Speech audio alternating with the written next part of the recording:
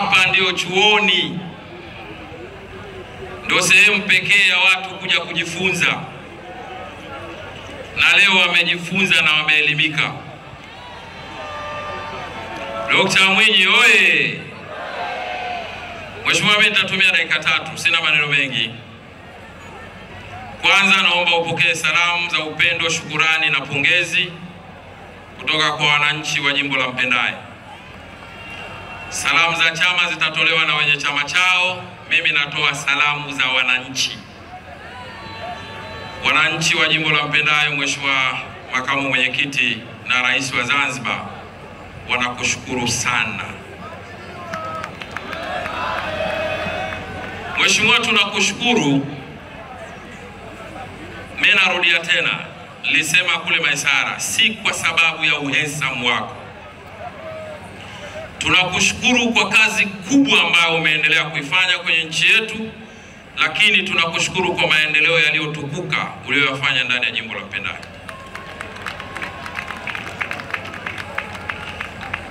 Wamenituma nikwambie wanakushukuru na wanakupongeza sana, lakini bado wana matumaini makubwa sana ya maendeleo kupitia kwako. Mheshimiwa, la pili, mimi na viongozi wenzangu, Mheshimiwa Taufik Salim Turki mbunge na madiwani, kipindi tunachaguliwa na tunaomba ridhaa ya kuongoza wananchi wa jimbo la Mpendae, mambo matatu yalikuwa ndio sehemu ya kipaumbele chetu kama yalivyokuwa wewe. Moja lilikuwa ni swala la amani na utulivu wa jimbo letu. Kwa upande wako ni amani na utulivu ya Zanzibar. Tumejitahidi Mheshimiwa Makamu Mwenyekiti, katika umri wote wa kipindi cha utumishi wetu kuhakikisha jimbo hili linabaki kuwa salama na lenye amani. Hadi leo hii wewe unakanyaga hapa. Swala la pili Mheshimiwa lilikuwa ni swala la maendeleo. Nimetangulia kukupongeza kwa sababu wewe ndio jemedari wa maendeleo. Lakini sisi wazee wa kukunyemelea, na sisi tumefanya ya kwetu yanayotuhusu sisi, yalotokana na ahadi zetu na maelekezo ya chama ambayo yanasimamiwa na Dr. Saidi Mohamed Dimwa, naibu katibu mkuu wa CCM Zanzibar. Kwa hiyo sitaki kutaja tumefanya nini Mheshimiwa. Wananchi wa jimbo la Mpendae watakuwa mashahidi, lakini kila aina ya hitajio linalowahusu wao ambalo sisi lilikuwa ndani ya uwezo wetu kulitekeleza kwa amri ya Mwenyezi Mungu, lakini kwa maelekezo ya chama tumetekeleza, na tunaamini kama watatupima kwa utekelezaji watashindwa wao. Jambo la tatu Mheshimiwa, ambalo litakuwa ndo la mwisho, ni swala la umoja na mshikamano ndani ya jimbo letu. Mheshimiwa, muda mchache uliotoka umetoka kukabidhi gari 2 kwa viongozi wa Chama cha Mapinduzi wa jimbo hili.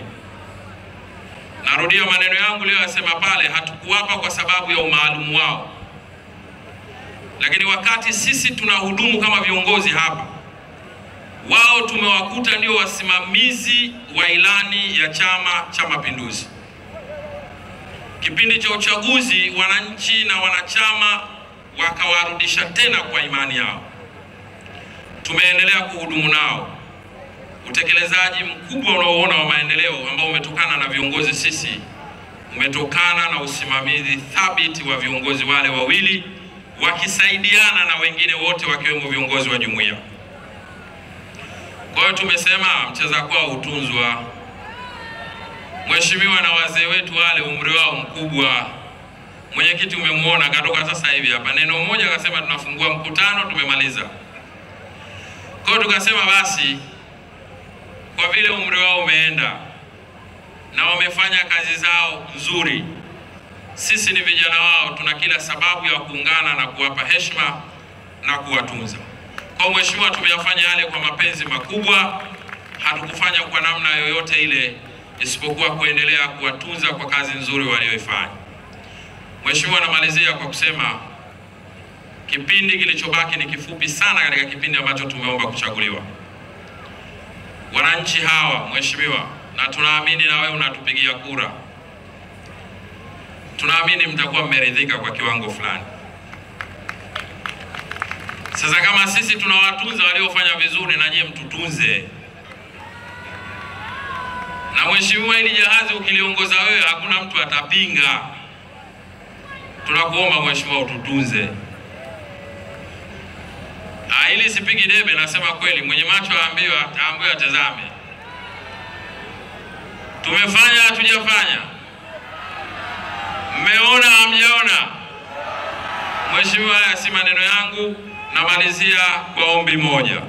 Mheshimiwa, tuliwahi kukuomba katika maboresho makubwa ambayo umeyafanya ndani ya jimbo la Mpendae, tuliwahi kukuomba uwanja huu. Lakini katika maboresho mengi ya barabara uliyofanya, tumebakisha barabara 4 mpaka 5 ambazo hazijakamilika.